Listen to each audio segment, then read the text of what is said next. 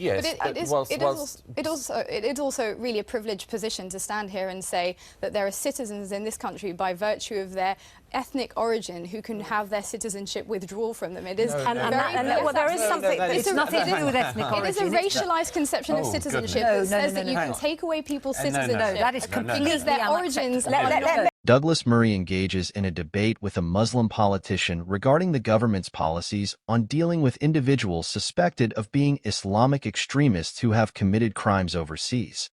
I think the most desirable thing would be that people who have participated in very, very bloodthirsty massacres do not ever return to the UK. Either they're killed in fighting or for some other reason they don't come back. But if they do come back, we have to work out a policy of what to do with them. Now, some people say, why don't you try them? Why don't you put them on trial? In many of these cases, we won't know exactly what people have done.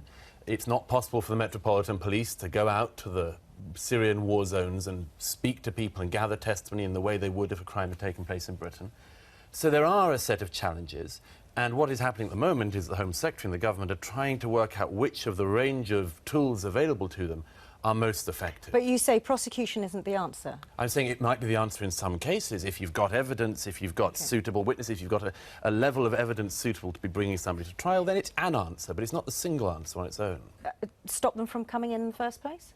If they're returning home? Yeah, absolutely. Stop them coming in if you can. Okay. Yes, but it is also really a privileged position to stand here and say that there are citizens in this country by virtue of their ethnic origin who can have their citizenship withdrawn from them. It is well, there is something that it's nothing to do with ethnic origin. It is a racialised conception of citizenship that says that you can take away people's citizenship. No, that is completely their origins are not native. That is completely unacceptable. We're talking about behaviour. Can I ask Miriam? Before we all chip in, Miriam, why do you say that it's there's a racial aspect to taking away somebody's citizenship if they're suspected to be an Islamic extremist? Because where are you supposedly sending them back to? Let's take the most recent case of a young man who is who's of Vietnamese origin but who's a British citizen. This is the one going through the Supreme Court. Absolutely, he's going through the Supreme Court at the moment.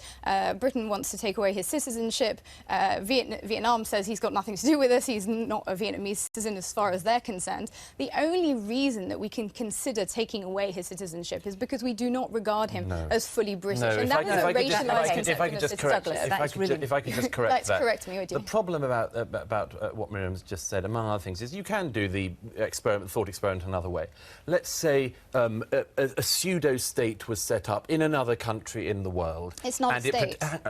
I know it's not a state. You know it's not a state. They think they're a state. They call themselves a state. And a lot of people who burn their passports or go over to fight for them believe they are a state. Let's pretend another pseudo-state was set up from any other religious or other kind of background.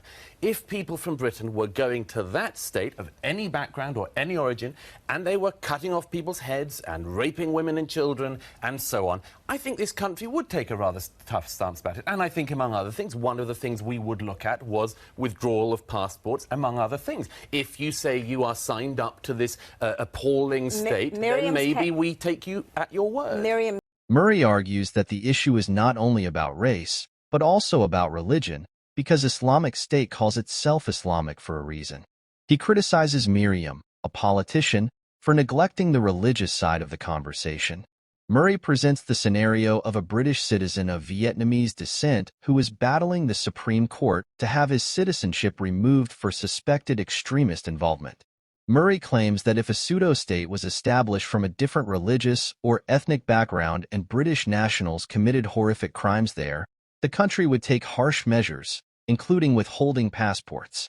He emphasizes the importance of the religious factor in the discussion and encourages Muslims to address it.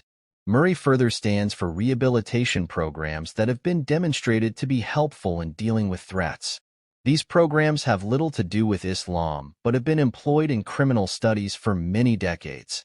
In cases, there is a racial element. But there should not ever be. But I think something Miriam said that we really must come back on is that somebody is not considered fully British. Absolutely. You are either British or you're not. Well, then you can't withdraw somebody's citizenship. They're British citizens, and we have to deal with it. If I can say so, not only has it not got anything to do with race, but the bit that Miriam has not mentioned, which it has a very great deal to do with, is religion. This has a great deal to do with religion, and we have What not does? so far What discussed the religious aspect of this, because Islamic State calls itself Islamic State for a reason. They follow certain principles, misguided in your opinion, misguided in my opinion, but certain principles that they say they derive from Islam. All right, and any discussion of this has to take them at their word to some extent. Well, I mean, I think it's very interesting that we would sort of try and essentialise Islamic State. They're very much like any cult or, if you like, I think you can look at their origins. If you compare them to any sort of cult or gang, there are usually some similarities with the broader concept from which they're derived. So you get cults that are derived from Christianity. Sure. Very similarly, you would say that Daesh or Islamic State is derived from Islam in some way. Yeah. But I think the problem is to take things at face value and to corroborate their narrative by accepting their view that it is a state and that they have the legitimacy to call themselves Islamic. It's problematic. The Waco group in Waco some years ago, everyone was interested in the religious claims they were making when they decided to become this millenarium crazy cult. If I can just finish. This is a crucial thing we cannot avoid. I know it's uncomfortable. I know we want to keep avoiding it, but the religious aspect, which Miriam didn't want to talk about, is a vital part of this discussion. And it's reliant upon Muslims of all kinds to take that on and tackle it. If I thought it was vital, Douglas, I absolutely would bring it back. But I think what's important is when you look at, for example, these rehabilitation programmes, because that's what we're talking about here, is how to deal most effectively with the threat, is that we are talking about using methods that have been shown to be effective in other contexts and with other groups. Yeah, and those are, can I just finish? They are methods that have been used in criminology and criminal studies for decades, and they've got nothing to do with Islam. They just happen to be effective. But ISIS does have a lot to do with Islam. We're going to have to let you finish this outside, I'm afraid, because that's all we have time for in this. Douglas Murray explores the impact of Islamic ideas on terrorist ideologies and the significance of resolving this issue in Western countries.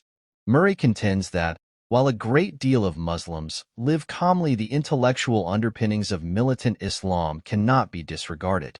He stresses the importance of having an open debate about the components of Islamic teaching that extremists use to justify violence. Murray maintains that neglecting these intellectual origins in the sake of empathy with culture undermines the struggle against extremism and fails to defend democratic norms.